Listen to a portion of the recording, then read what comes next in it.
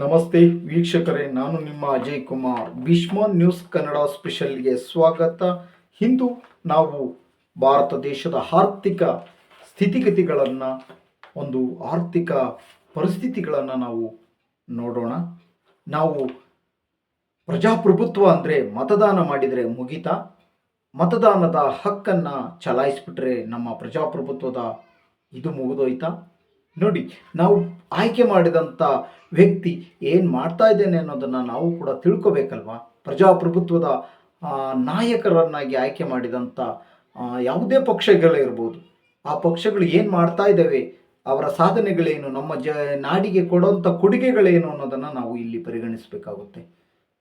ಭಾರತ ದೇಶದಲ್ಲಿ ನಾವು ನೋಡುವುದಾದರೆ ಕೆಲವೊಂದು ಅಂಕಿ ಅಂಶಗಳನ್ನು ನಾವು ನೋಡೋಣ. ಇವತ್ತು ಡೀಸೆಲ್, ಪೆಟ್ರೋಲ್, ಕಚ್ಚಾ ತೈಲ ಸಿಲಿಂಡರ್, ಈಗ ಪೆಟ್ರೋಲ್ ಬೆಲೆಯನ್ನು ನಾವು ನೋಡೋದಾದರೆ 100 ರೂಪಾಯಿ ದಾಟಿದೆ. ಡೀಸೆಲ್ ಬೆಲೆ ನೋಡೋದಾದರೆ 100 ರೂಪಾಯಿ ಹತ್ತತ್ರ ಬಂದಿದೆ. ಸಿಲಿಂಡರ್ ಬೆಲೆ ನೋಡಿದರೆ 1000 ರೂಪಾಯಿ ಹತ್ತತ್ರ ಬಂದಿದೆ. ಒಂದು ಅಡಿಗೆ ಅನಿಲವನ್ನು ಅಂದರೆ ಅಡಿಗೆ ಎಣ್ಣೆ ಉಪಯೋಗಿಸುವಂಥ ಅಡಿಗೆ ಎಣ್ಣೆಯನ್ನು ನಾವು ನೋಡೋದಾದರೆ ಪ್ರತಿ ಲೀಟ್ರಿಗೆ 180 ರೂಪಾಯಿ ಬಂದಿದೆ.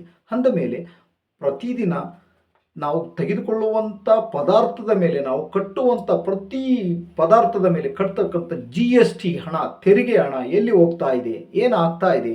ನಾವು ಕಟ್ಟುವಂಥ ತೆರಿಗೆ ನಮಗೆ ಅತ್ಯುತ್ತಮವಾದ ರೋಡ್ಗಳಾಗಬೇಕು, ಅತ್ಯುತ್ತಮವಾದ ಸರ್ಕಾರಿ ರೋಡ್ಗಳಾಗಬೇಕು, ಅತ್ಯುತ್ತಮವಾದ ಸರ್ಕಾರಿ ಆಸ್ಪತ್ರೆಗಳಾಗಬೇಕು, ಅತ್ಯುತ್ತಮವಾದ ಸರ್ಕಾರಿ ಶಾಲೆಗಳು ಬೇಕು ಎಂಬುದನ್ನು ನಾವು ಮನಗಂಡು ಪ್ರತಿಯೊಬ್ಬ ಭಾರತೀಯ ನಾಗರಿಕನು ಟ್ಯಾಕ್ಸನ್ನು, GSTಯನ್ನು ಕಟ್ತಾ ಇದ್ದಾನೆ. ಈ ಹಣ ಇದಕ್ಕೆ ಉಪಯೋಗ ಆಗಬೇಕು.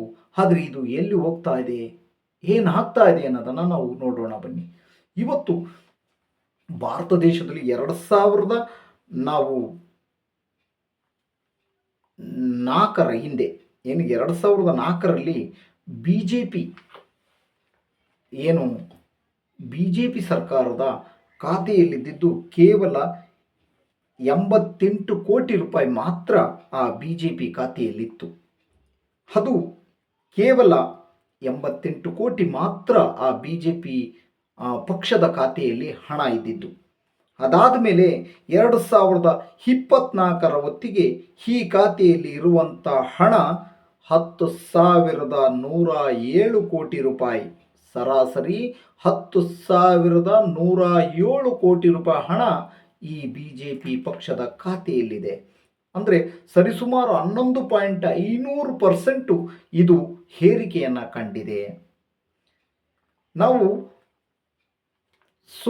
ಸರಿಸುಮಾರು 70 ವರ್ಷಗಳ ಕಾಲ ಆಳಿದಂಥ ಕಾಂಗ್ರೆಸ್ ಪಕ್ಷದ 70 ವರ್ಷಗಳ ಕಾಲ ಆಳ್ವಿಕೆಯನ್ನು ಮಾಡಿದಂಥ ಕಾಂಗ್ರೆಸ್ ಪಕ್ಷದ ಖಾತೆಯನ್ನು ನಾವು ನೋಡೋದಾದರೆ ಸರಿಸುಮಾರು 133 ಕೋಟಿ ರೂಪಾಯಿ ಮಾತ್ರ ಈ ಕಾಂಗ್ರೆಸ್ ಪಕ್ಷದ ಬ್ಯಾಂಕ್ ಖಾತೆಯಲ್ಲಿದೆ, ಪಕ್ಷದ ಖಾತೆಯಲ್ಲಿದೆ. ಸರ್ಕಾರ ಎಲ್ಲಿಂದ ಬಂತು ಇಷ್ಟೊಂದು ದುಡ್ಡು ಅನ್ನೋದನ್ನು ನಾವು ನೋಡೋದಾದರೆ BJP ಸರ್ಕಾರ ಒಂದು ಕಾಯ್ದೆಯನ್ನು ತಂತು. ಸರ್ಕಾರ ಬ್ಯಾಂಕ್ ಬ್ಯಾಲೆನ್ಸ್ ನಾವು ನೋಡೋದಾದರೆ ಇದು ಎಲ್ಲ ವಿರೋಧ ಪಕ್ಷಗಳ ಹಣವನ್ನು ಒಟ್ಟುಗೂಡಿಸಿದ್ರು ಕೂಡ ಇದರಲ್ಲಿ ಸರಿದೂಗಕ್ಕಾಗಲ್ಲ. ಅಷ್ಟು % ಹಣ ಈ ಒಂದು BJP ಖಾತೆಯಲ್ಲಿದೆ. ಇದು BJP ಪ್ರಚಾರಕ್ಕೆ ಅಂತ 2024ರಲ್ಲೇ ಜಾಹೀರಾತು, ಯೂಟ್ಯೂಬ್ ಮತ್ತು ಹೀಗೆ ಅನೇಕ ಪತ್ರಿಕೆಗಳಲ್ಲಿ ಪ್ರಕಟ ಆಗೋದಕ್ಕೆ ಖರ್ಚು ಮಾಡಿದಂಥ, ಅಂದರೆ ಅಡ್ವರ್ಟೈಸ್ಮೆಂಟಿಗೋಸ್ಕರ ಖರ್ಚು ಮಾಡಿದಂಥದ್ದು 3,335 ಕೋಟಿ ರೂಪಾಯಿಯನ್ನು ಇದು ಖರ್ಚು ಮಾಡಿದೆ. ಕೇವಲ ಅಡ್ವರ್ಟೈಸ್ಮೆಂಟಿಗಾಗಿ 3,335 ಕೋಟಿ ರೂಪಾಯಿಗೂ ಅಧಿಕ ಹಣವನ್ನು ಖರ್ಚು ಮಾಡಿದೆ. ಇದು ಎಲ್ಲಿಂದ ಬಂತು? ಇದು BJP ಸರ್ಕಾರ ಒಂದು ರೂಲ್ಸನ್ನು ತರುತ್ತೆ, ಎಲೆಕ್ಟ್ರಿಕಲ್ ಬಾಂಡ್. ಇದನ್ನು ಯಾರು ಬೇಕಾದರೂ, ಯಾವ ಪಕ್ಷಕ್ಕೆ ಬೇಕಾದರೂ ಹಣವನ್ನು ಕೊಡಬಹುದು. ಯಾವ ಕಂಪನಿಯವರು ಬೇಕಾದರೂ, ಯಾವ ರಾಜಕೀಯ ನಾಯಕರುಗಳು ಬೇಕಾದರೂ, ಯಾವ ಉದ್ಯಮದಾರರು ಬೇಕಾದರೂ, ಯಾವ ಪಕ್ಷಕ್ಕೆ ಬೇಕಾದರೂ ಹಣವನ್ನು ನೀಡಬಹುದು ಅನ್ನೋ ಒಂದು ಬಾಂಡನ್ನು ತರ್ತಾರೆ.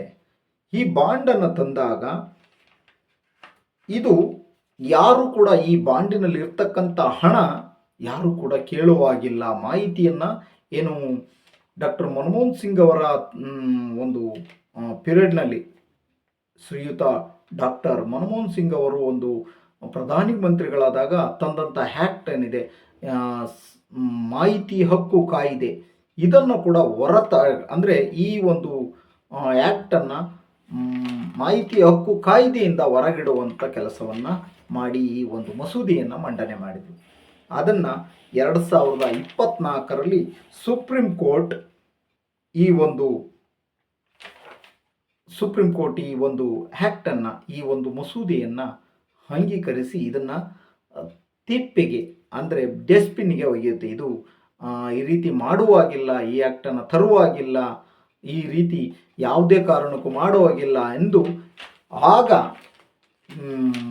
ಅಲ್ಲಿ ಯಾವ್ಯಾವ ಪಕ್ಷದಲ್ಲಿ ಎಷ್ಟೆಷ್ಟು ಹಣ ಸಂದಾಯ ಆಗಿದೆ ಅನ್ನೋದನ್ನು ಡೇಟಾವನ್ನು ಹೊರಹಾಕುತ್ತೆ ಈ ಒಂದು ಸುಪ್ರೀಂ ಕೋರ್ಟ್. ಇದು ಯಾರ ದುಡ್ಡು ಎಂದು ಸಾರ್ವಜನಿಕರಿಗೆ ಯಾಕೆ ಇದನ್ನು ತಿಳಿಸಬಾರದು? ಸಾರ್ವಜನಿಕ ಸಂಪತ್ತು, ಇದು ಸಾರ್ವಜನಿಕವಾಗಿ ತಿಳಿಬೇಕು. ಇದು ಏನು ಶ್ರೀಯುತ ಡಾಕ್ಟರ್ ಮನಮೋಹನ್ ಸಿಂಗ್ ಅವರು ತಂದಂಥ ಹ್ಯಾಕ್ಟ್ ಏನಿದೆ, ಇದು ಸಾರ್ವಜನಿಕರ ಹಕ್ಕು. ಪ್ರತಿಯೊಬ್ಬ ಸಾರ್ವಜನಿಕರಿಗೂ ತಿಳಿಬೇಕು. ಯಾವ್ಯಾವ ಪಕ್ಷದಲ್ಲಿ ಎಷ್ಟೆಷ್ಟು ಹಣ ಇದೆ, ಯಾವ್ಯಾವ ಪಕ್ಷಕ್ಕೆ ಎಷ್ಟೆಷ್ಟು ಹಣ ಸಂದಾಯ ಆಗಿದೆ ಅನ್ನೋದನ್ನು ತಿಳಿಯಲೇಬೇಕು ಅಂತೇಳ್ಬಿಟ್ಟು ಈ ಒಂದು ಸುಪ್ರೀಂ ಕೋರ್ಟ್ ಆದೇಶ ಮಾಡಿ ಆ ಒಂದು ಏನು ಮಸೂದೆ ಮಂಡನೆ ಮಾಡಿದ್ದಂಥದ್ದನ್ನು ಡಸ್ಟ್ಬಿನ್ನಿಗೆ, ಕಸದ ಪುಟ್ಟಿಗೆ ಒಸೀತಾರೆ. ಇದು ಆಗ ಆ ಒಂದು ಸುಪ್ರೀಂ ಕೋರ್ಟ್ ಡೇಟಾವನ್ನು ಹೊರಹಾಕುತ್ತೆ. ಆಗ ಸಿಕ್ಕಂಥ ಅಂಕಿ ಅಂಶಗಳೇ ಈ ಒಂದು ಹಣದ ಇದು. ಇವತ್ತು ನಾವು ನಮ್ಮ ದೇಶದಲ್ಲಿರುವಂಥ ಅನೇಕ ಸೆಕ್ಟರ್ಗಳನ್ನು ನಾವು ಖಾಸಗೀಕರಣ ಮಾಡಿರೋದು ಅಥವಾ ಮಾರಾಟ ಮಾಡಿರೋದು ಅಂತಲೂ ನಾವು ನೋಡ್ತಾ ಇದ್ದೀವಿ. ಅನೇಕ ಈ ವಿಮಾನ ಇರ್ಬೋದು, ಬಂದರು ಇರ್ಬೋದು, ಹಿಂದೂಸ್ತಾನ್ ಲಿಮಿಟೆಡ್ ಇರ್ಬೋದು, ಹಾಗೆ ಅನೇಕ ಹೋಟೆಲ್ಗಳಿದ್ವು ಭಾರತದವು ಕೂಡ ಹೋದವು. ಈಗ ನಾವು ನೋಡ್ತಾ ಹೋದ್ರೆ ಆಯುರ್ವೇದಿಕ್ ಹೋಯ್ತು, ಪ್ರವಾಸೋದ್ಯಮ ಹೋಯ್ತು, ಇನ್ನೂ ಅನೇಕ ಇಲಾಖೆಗಳನ್ನು ನಾವು ನೋಡ್ತಾ ಇದ್ದೀವಿ. ಅನೇಕ ಇಲಾಖೆಗಳು ಖಾಸಗೀಕರಣ ಆಗಿದ್ದಾವೆ. ಇವೆಲ್ಲವೂ ಖಾಸಗಿಯವರ ಕೈ ಸೇರ್ತಾ ಇದ್ದೇವೆ, ಖಾಸಗಿಯವರ ಬಲ ಆಗ್ತಾ ಇದ್ದೇವೆ. ಇವತ್ತು ಭಾರತ ದೇಶದಲ್ಲಿ ಭಾರತದ ಒಂದು ಪ್ರತಿಯೊಂದು ಸೆಕ್ಟರ್ಗಳು ಖಾಸಗೀಕರಣವಾಗ್ತಾ ಇದ್ದಾವೆ, ಖಾಸಗಿಯವರ ಕೈ ಸೇರ್ತಾ ಇದ್ದಾವೆ. ಅವತ್ತು ನಾವು ನೋಡೋದು ಅದು. ಇವತ್ತು ಆ ಒಂದು ಯಾವ ರೀತಿ ದುಡ್ಡನ್ನು ಮಾಡಿದರು ಅಂದರೆ CBI ಮತ್ತು ED ಅನ್ನೋ ಒಂದು ಇಲಾಖೆಗಳನ್ನು ಕಂಪನಿಗಳ ಮೇಲೆ ಅಥವಾ ಉದ್ಯಮದಾರರ ಮೇಲೆ ಬಿಟ್ಟಾಗ ಅವರು ಭಯದಿಂದ ಈ ಒಂದು ಎಲೆಕ್ಟ್ರಿಕಲ್ ಬಾಂಡಿಂಗ್ ಮುಖಾಂತರ ಹಣವನ್ನು ನೀಡ್ತಾ ಹೋದರು. ಎರಡನೇದಾಗಿ ನೋಡೋದಾದರೆ ಮ್ಯೂಚುವಲ್ ಅಂದರೆ ಸರ್ಕಾರಕ್ಕೆ ಅನೇಕ ಕಂಪನಿಗಳು ಕೋಟ್ಯಾಂತರ ರೂಪಾಯಿ ಹಣವನ್ನು ಸಂದಾಯ ಮಾಡೋದು, ಅದರಿಂದ ಸರ್ಕಾರದಿಂದ ಟೆಂಡರ್ಗಳನ್ನು ಪಡೆಯುವುದು. ಅನೇಕ ಟೆಂಡರ್ಗಳು 6ಕ್ಕೂ ಅಧಿಕ ವಿಮಾನ ನಿಲ್ದಾಣಗಳನ್ನು, ಏರ್ಪೋರ್ಟ್ಗಳನ್ನು ಗೌತಮ್ ಅಂದಾನಿಗೆ ನೀಡಲಾಗಿದೆ. ಅನೇಕ ಇವುಗಳನ್ನೆಲ್ಲವನ್ನು ನಾವು ನೋಡ್ತಾ ಇದ್ದೀವಿ.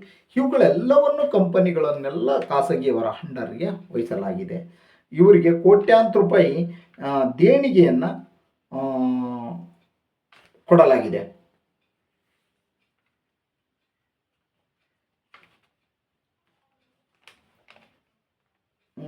ನೋಡಿ, ಇಲ್ಲಿ ನಾವು ನೋಡುವುದಾದರೆ ಗೌತಮ್ ಅಂದಾನಿದು 2014ರಲ್ಲಿ ಗೌತಮ್ ಅಂದಾನಿಯವರ ಅಕೌಂಟ್ ಅನ್ನು ನಾವು ಚೆಕ್ ಮಾಡೋದಾದರೆ 7 ಬಿಲಿಯನ್ನಷ್ಟು ಹಣ ಆಸ್ತಿ ಅವರದಿತ್ತು. 2024ರಲ್ಲಿ ಅವರ ಆಸ್ತಿ ಸರಿಸುಮಾರು 116 ಬಿಲಿಯನ್ ದಾಟಿದೆ.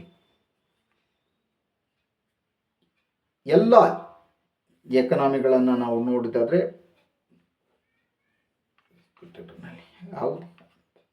ನೋಡಿ, ಅನೇಕ ಎಕನಾಮಿ ಯಾವುದೇ ಥರದ ಅನುಭವ ಇಲ್ಲದೆ ಇರುವಂಥ ವ್ಯಕ್ತಿಗೆ ರಾತ್ರೋರಾತ್ರಿ ಏರ್ಪೋರ್ಟ್ಗಳನ್ನು ಅಂದಾನಿಯವರಿಗೆ ಸರಿಗೆ ಮಾಡಲಾಗಿದೆ. ಈಗ ಇದೊಂದೇ ಅಂತಲ್ಲ, ಅನೇಕ ಸೆಕ್ಟರ್ಗಳನ್ನು ಖಾಸಗೀಕರಣ ಮಾಡಲಾಗಿದೆ, ಖಾಸಗಿಯವರಿಗೆ ಮಾರಾಟ ಮಾಡಲಾಗಿದೆ. ಭಾರತ ದೇಶದಲ್ಲಿ ಇವತ್ತು ನಾವು ಯಾವುದೇ ಪದಾರ್ಥಗಳನ್ನು ಕೂಡ ಕೊಂಡ್ಕೊಳಕ್ಕಾಗ್ತಾ ಇಲ್ಲ.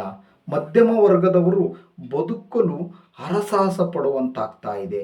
ನಾವು ಕಟ್ಟಿದಂಥ ಪ್ರತಿಯೊಂದು ಹಣವು ದೊಡ್ಡ ದೊಡ್ಡ ಕಂಪನಿಗಳ ಜೇಬು ಸೇರ್ತಾ ಇದೆ.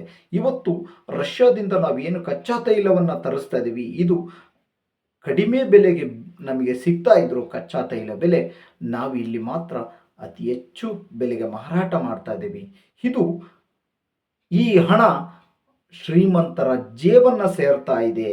ಈ ಹಣ ದೊಡ್ಡ ದೊಡ್ಡ ಉದ್ಯಮದಾರರ ಜೇಬುಗಳನ್ನು, ಸೂಟ್ ಕೇಸ್ಗಳನ್ನು ಸೇರ್ತಾ ಇದೆ, ಗಾಡ್ರೇಜ್ಗಳನ್ನು ಸೇರ್ತಾ ಇದೆ. ಆದರೆ ಇಲ್ಲಿ ಮಧ್ಯಮ ವರ್ಗದ ಜನಸಾಮಾನ್ಯರ ಜೇಬಿಗೆ ಕತ್ತರಿ ಬೀಳ್ತಾ ಇದೆ. ಇದು ಭಾರತ ದೇಶದಲ್ಲಿರ್ತಕ್ಕಂಥ ಈಗಿನ ವಾಸ್ತವದ ಸ್ಥಿತಿ. ನಮಸ್ತೆ.